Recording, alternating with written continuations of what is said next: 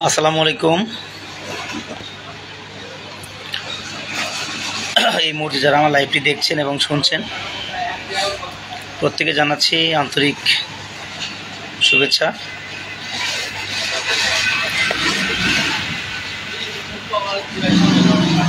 কেউ একজন please comments করে জানাবেন আমাকে ঠিকের মতো আপনারা দেখতে পাচ্ছেন কিনা অথবা কথাগুলো শোনা যাচ্ছে কিনা। একজন প্লিজ কমেন্টস করে জানাবেন।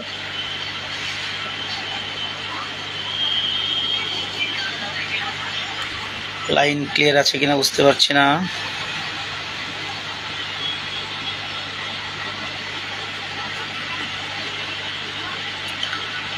যাক, আমার মনে হয় সব ঠিকঠাক আছে, তো নেটওয়ার্কের কারণে আমি দেখতে পাচ্ছি না কতজন সংযুক্ত আছেন এখন। তো আমি শুরু করছি। আজকে মূলত যে কারণে লাইভে আসা, অত্যন্ত গুরুত্বপূর্ণ বিষয় নিয়ে কথা বলবো। আশা করছি আপনারা লাইভটি প্রথম থেকে শুরু করে শেষ পর্যন্ত শুনবেন এবং লাইভটিতে যারা সংযুক্ত আছেন এই মুহূর্তে ধন্যবাদ। আপনারা লাইভটিকে শেয়ার করে দিবেন যেন অন্যরা দেখার এবং শোনার সুযোগ পায়। আজকে অত্যন্ত গুরুত্বপূর্ণ বিষয় নিয়ে কথা বলবো। আপনারা জানেন দীর্ঘদিন যাবৎ বাংলাদেশ আউটসোর্সিং কর্মচারী ঐক্য পরিষদ রাজপথে থেকে আমাদের সকলের দাবি বাস্তবায়ন করার জন্য কাজ করে যাচ্ছে। আমরা বারবার সরকারের বিভিন্ন সংস্থার সাথে, সরকারের ঊর্ধ্বতন কর্মকর্তা, সরকারের ইফেক্টিভ মন্ত্রণালয়গুলোর সাথে আমরা বসেছি, কিন্তু তারা বারবারই আমাদেরকে আশ্বস্ত করেছে। আমাদের যে সকল দাবি, সে সকল দাবির যৌক্তিকতা আমরা উপস্থাপন করেছি। তারা কিন্তু বারবার স্বীকার করেছে আমাদের দাবিগুলো যৌক্তিক, কিন্তু তারা শুধু আমাদেরকে আশ্বস্তই করেছে। আমরা পরবর্তীতে দেখেছি তাদের আসলে যে কথাগুলো তারা আমাদেরকে বলেছে সেই কথাগুলো আসলে বাস্তবায়ন তারা করেনি। যেরকম আমরা আবেদন করেছিলাম বা আমরা তাদের কাছে বারবার দাবি করেছিলাম যে অ্যাটলিস্ট আমাদের যে সকল ভাই বোনেরা চাকরিরত আছে তাদেরকে যেন কোনোভাবে চাকরিচ্যুত করা না হয়, এই বিষয়টি আপনারা নিশ্চিত করবেন এবং যারা চাকরিচ্যুত আছে তাদেরকে দ্রুত চাকরিতে আপনারা পুনর্বহালের প্রয়োজনীয় পদক্ষেপ গ্রহণ করবেন। কিন্তু এখন পর্যন্ত আমরা এরকম কোনো অ্যাটেম্প সরকারের পক্ষ থেকে নেওয়া হয়েছে সেগুলো আমরা আসলে দেখতে পাইনি।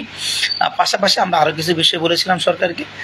আমরা বলেছিলাম আপনারা যে সকল প্রতিষ্ঠানে অভিযোগের ভিত্তিতে আপনারা তদন্ত করতে যাবেন সে সকল প্রতিষ্ঠানে তদন্তকালীন সময়ে আমাদেরকে আপনারা সম্পৃক্ত রাখবেন, যেন একপাক্ষিক তদন্ত না হয় এবং আপনারা ঠিকঠাক মতো তদন্ত করছেন কিনা, প্রতিষ্ঠান প্রধানের সাথে কথা বলছেন কিনা, অথবা আমাদের যে সকল ভুক্তভোগী কর্মচারী আছে তারা ঠিকঠাক মতো আপনাদেরকে বোঝাতে পারছে কিনা, এগুলো আমরা আসলে সামনে থেকে দেখতে চেয়েছিলাম। কিন্তু আমরা আসলে দেখতে পাচ্ছি সরকারের পক্ষ থেকে অথবা সরকারের যে সকল মন্ত্রণালয় থেকে এই ধরনের পদক্ষেপ নেওয়া হয়েছে, স্পেশালি শ্রম মন্ত্রণালয় থেকে, আসলে সেখানে আমাদের যে কথাগুলো ওনারা দিয়েছিলেন সেই কথাগুলো আসলে বাস্তবিক প্রয়োগ আমরা দেখতে পাচ্ছি না। ফলশ্রুতিতে আমরা কিন্তু আপনাদেরকে আগেই জানিয়েছিলাম, আমরা যখন 24শে মে আমরা শ্রম ভবনের সামনে আন্দোলন করি তার আগে আমি কয়েকটি লাইভ করেছিলাম এবং সেখানে বলেছিলাম যে আপনারা হয়তো বুঝতে পারছেন না, আমরা যদি এই আন্দোলন সংগ্রামে ব্যর্থ হই এবং এবারও যদি আমরা সফল না হতে পারি তাহলে এই যে জুন মাস, এই জুন মাসে কিন্তু হাজার হাজার মানুষের চাকরি চলে যাবে। তখন কিন্তু চাকরি চলে যাওয়ার পরে আমাদের জন্য আপনাদের জন্য কাজ করা অনেক কঠিন হয়ে যাবে। তখন আপনারা এই বিষয়গুলো ওইভাবে আমলে নেননি এবং আন্দোলনে আপনারা স্বতঃস্ফূর্তভাবে অংশগ্রহণ করেননি। আজকে যখন আপনাদেরকে এই 30শে জুনের বাহানা করে আপনাদেরকে বা 30শে জুনকে ঢাল বানিয়ে আপনাদেরকে চাকরিচ্যুত করা হচ্ছে এবং আপনাদেরকে প্রতিষ্ঠানে যেতে দেওয়া হচ্ছে না, বিভিন্ন জায়গা থেকে আমাকে আপনারা ফোন করছেন, আপনারা বলছেন যে আপনাদেরকে 30শে জুনের পরে চাকরি না, এরকম করে চিঠি দিয়েছেন। পাশাপাশি আপনাদেরকে মৌখিকভাবে বলেছেন, কোনো জায়গায় আপনাদেরকে আশ্বস্ত করেছেন যে পরবর্তী চাকরিতে নেবেন, কোনো জায়গায় বলেছেন ঠিকাদার জায়গায় খুশি তাকে রাখবে, জায়গায় খুশি তাকে বাদ দিবে। এরকম অসংখ্য প্রতিষ্ঠান দিয়ে কিন্তু আপনারা আমাকে ফোন দিয়েছেন। তো আপনাদের প্রতি আসলে আমার বিগত দিনে যে সকল কথাগুলো আমরা বলেছিলাম আপনারা আসলে সেই কথাগুলো আমলে নেননি। এর জন্য আপনাদের প্রতি আমার আসলে দুঃখ প্রকাশ করার ছাড়া কোনো কিছুই করার নাই। কারণ আপনারা ওই সময়গুলোতে যদি আপনারা উপলব্ধি করতে পারতেন, আমাদের কথাগুলোর যথাযথ মূল্যায়ন আপনারা করতেন, যদি আন্দোলন সংগ্রামে আসতেন, তাহলে কিন্তু আজকের যে দিন, এই দিনটি কিন্তু আপনাদেরকে আসলে কোনোভাবে দেখতে হতো না। যা হোক, আসলে যে কথাগুলো আগে বলেছি বা যে ঘটনাগুলো আগে ঘটেছে সেগুলো নিয়ে যদি এখনও আমরা পড়ে থাকি তাহলে আসলে চলবে না। যে ভুলগুলো আপনারা করেছেন, যে ভুলগুলো আমাদের পক্ষ থেকে আসলে হয়েছে, সেই জায়গা থেকে আমরা মনে করি যে দ্রুত সময়ের মধ্যে আমরা যদি আবারও আমরা দ্রুত সময়ের মধ্যে পদক্ষেপ না নিতে পারি তাহলে কিন্তু নতুন করে আরও অনেক মানুষের চাকরি যাবে। তো আমি আজকে লাইভ থেকে আপনাদের প্রথমে আহ্বান জানাবো, যাদেরকে 30শে জুনের জন্য আপনাকে চাকরিচ্যুত অথবা এই প্রতিষ্ঠান থেকে বেরিয়ে যেতে বলা হয়েছে অথবা আপনারা শঙ্কায় আছেন, তাদের কিছু করণীয় আছে। সেই করণীয়গুলো আপনাদের কাছে আমি স্মরণ করে দিতে চাই।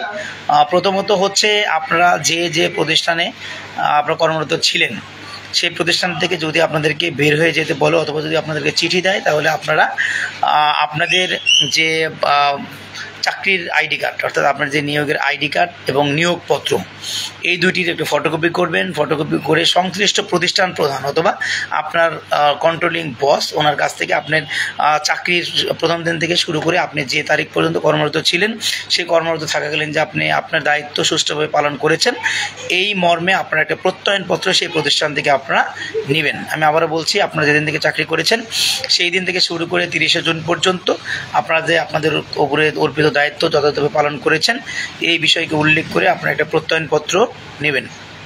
আমি আবারও বলছি, কারণ বিষয়টি অত্যন্ত গুরুত্বপূর্ণ। আপনারা হয়তো বুঝবেন না, কিন্তু আমরা যারা কাজ করছি তারা আমি জানি এই বিষয়টি যদি নিশ্চিত করা যায় তাহলে আপনাদের জন্য অনেক সহজ হবে বিষয়গুলো। আপনারা যারা যেদিন থেকে কাজ করছেন সেদিন থেকে শুরু করে আজকে পর্যন্ত যারা কর্মরত ছিলেন, তারা তাদের দায়িত্ব যথাযথ পালন করেছেন, এই মর্মে একটি প্রত্যয়নপত্র আপনার প্রতিষ্ঠান প্রধান অথবা আপনার কন্ট্রোলিং বসের কাছ থেকে আপনারা নেবেন। এর পাশাপাশি আপনাদেরকে আমরা বলতে চাই, আপনারা দেখেছেন আমরা বিভিন্ন প্রতিষ্ঠান এবং বিভিন্ন জেলা কিন্তু আমরা ভিজিট করছি। আমরা কীভাবে ভিজিট করতে পারছি, ওনারা আমাদেরকে আমন্ত্রণ জানাচ্ছেন যে আপনারা আসলে আমাদের উপকার হতে পারে, আমরা কিন্তু যাচ্ছি। আপনারা দেখেন Kishoreganj Osmani medical Sylhet Osmani medical college হসপিটালে সমস্যা হয়েছিল, আমরা কিন্তু সেখানে গিয়েছি এবং আলহামদুলিল্লাহ সেখানকার সমস্যা আসলে সমাধান করা সম্ভব হয়েছে। সেখানে আমরা যে সকল রাজনৈতিক ব্যক্তিত্ব ছিল তাদেরও আমরা হেল্প নিয়েছি। পাশাপাশি Kishoreganj Nazrul Islam medical college hospital, সেখানে সমস্যা হয়েছিল, আমরা চেষ্টা করেছি সেগুলো সমাধান করার জন্য। আমরা প্রত্যাশা করছি সেগুলো সমাধান করা পসিবল হবে। আমরা যে সকল প্রতিষ্ঠানের সমস্যা হচ্ছে আমরা সেখানে যাচ্ছি। আমরা নিয়মতান্ত্রিক প্রক্রিয়া, অর্থাৎ আমরা জানি যে কিভাবে কথা বললে বা কী এভিডেন্স নিয়ে তাদের সাথে কথা বললে তারা আসলে আমাদের পক্ষে কাজ করার জন্য বাধ্য থাকবেন।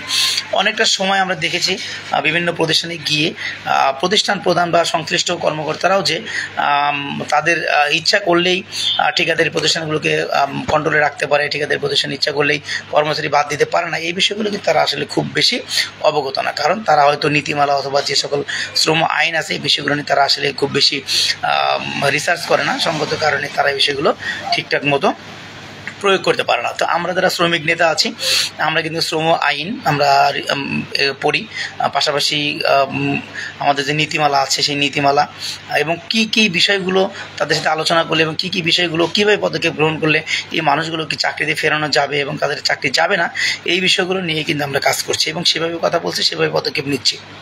পাশাপাশি আমাদের সবচেয়ে বড় শক্তির যে জায়গা শ্রম সংস্কার কমিশন প্রধান, আমরা কিন্তু ওনার শরণাপন্ন হচ্ছি এবং উনি কিন্তু বিভিন্ন প্রতিষ্ঠানে আমাদের জন্য কাজ করছেন এবং হেল্প করছেন, ওনাদের সাথে কথা বলছেন এবং আমরা দেখছি যে ওনার কথাগুলো কিন্তু খুব বেশি ইফেক্টিভ হচ্ছে এবং উনি বললে আমাদেরকে যখন আশ্বস্ত করেন আমরা কিন্তু অনেকটা সাহস পাই এবং আমরা ওনাকে অনুরোধ করব আগামী দিনগুলোতে যে উনি যেন আমাদের পক্ষে কাজ করে ন্যায়ের পক্ষে কাজ করে যেন আমাদের এই সাধারণ ভাই বোনদের চাকরি যেন না যায় এবং যাদের চাকরি গেছে তাদেরকে যেন আবারও চাকরিতে পুনর্বহাল করা হয়, এই বিষয়টি উনি কাজ করবেন এবং আমাদেরকে বলেছেন যে চাকরি যাওয়ার যে বিষয়গুলো এই বিষয়গুলো নিয়ে উনি অত্যন্ত মর্মাহত এবং উনিও চিন্তিত এবং উনি ভাবছেন যে কী পদক্ষেপ গ্রহণ করলে এই বিষয়গুলো আসলে সমাধান করা যায়।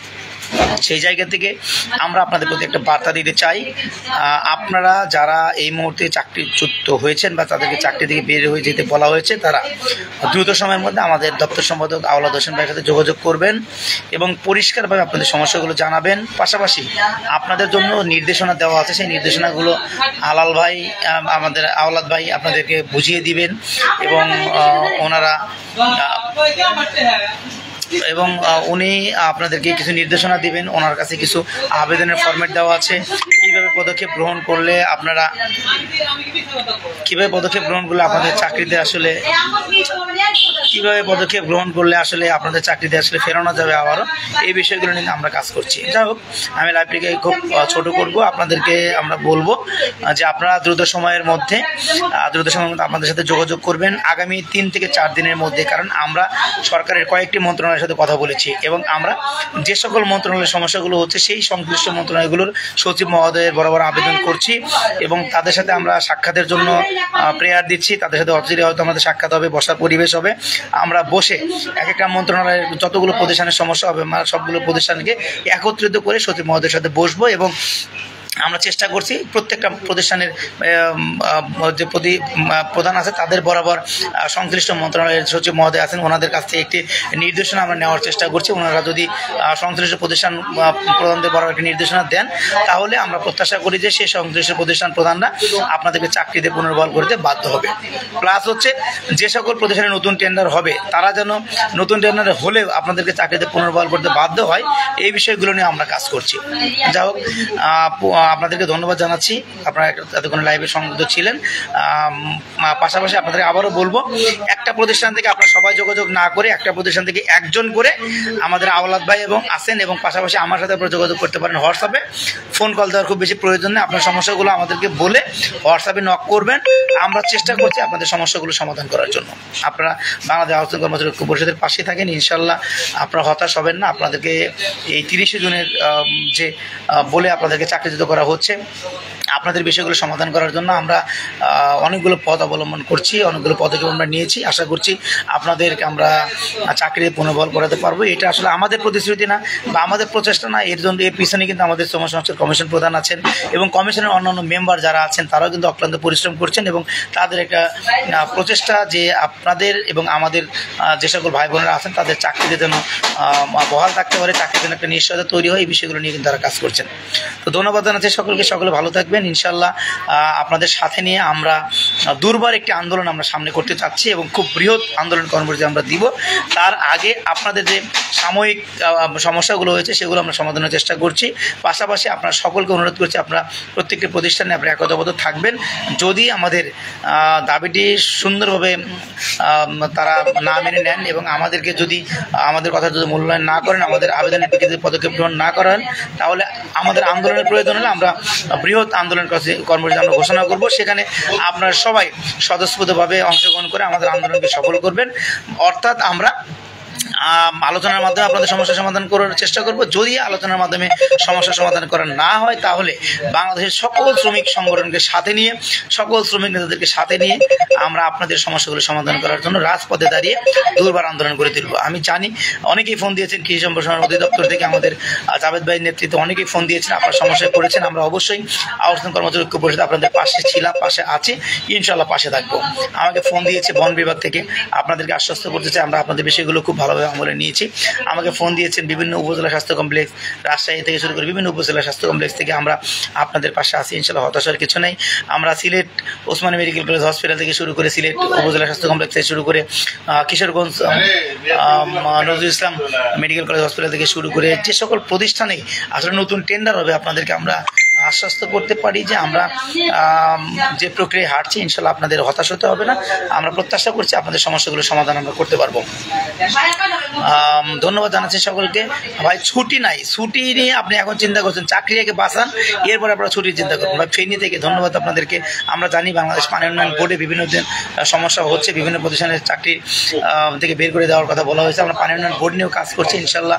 অর্থাৎ যে সকল প্রতিষ্ঠানগুলোতে সমস্যা হচ্ছে আপনারা খুব দ্রুত সময়ের মধ্যে আমাদের সাথে যোগাযোগ করবেন। 3 থেকে 4 দিনের মধ্যে আমরা একটা ফাইনাল তালিকা করবো যে আপনারা কতগুলো প্রতিষ্ঠানে আপনার সমস্যায় পড়েছেন।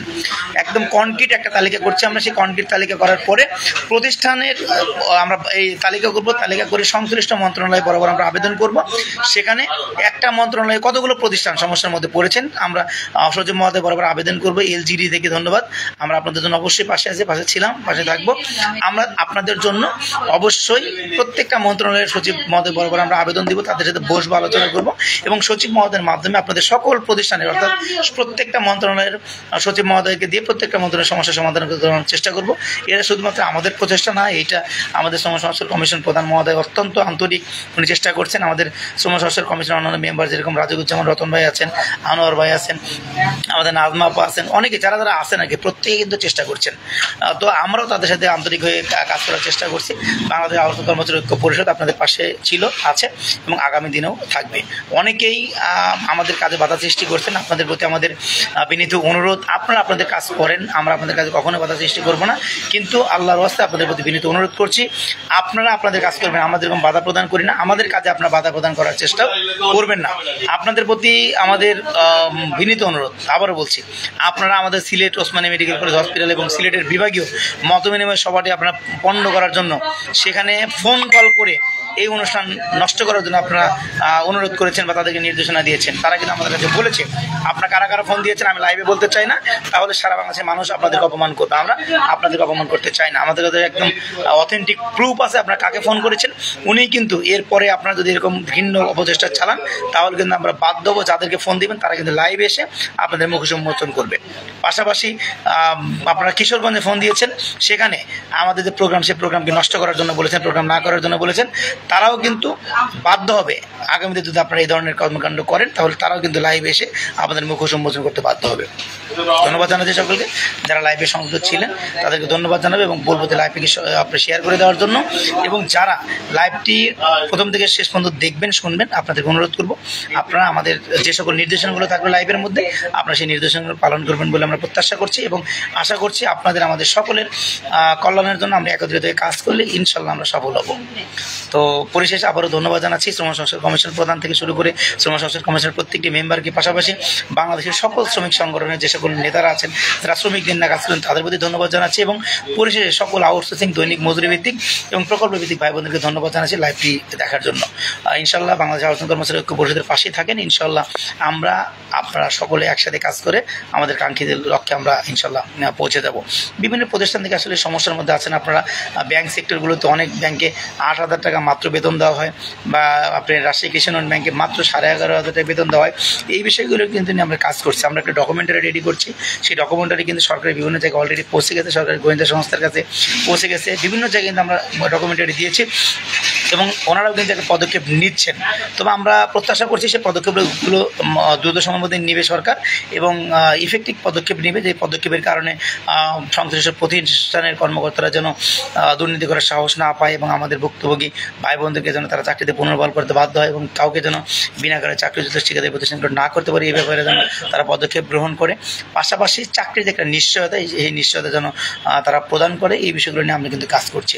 তো ধন্যবাদ জানাচ্ছি সকলকে। পাশাপাশি আরেকটি সর্বশেষ কথা বলতে চাই, আমরা খুব দ্রুত সময়ের মধ্যে একটি মিটিং অ্যারেঞ্জ করছি।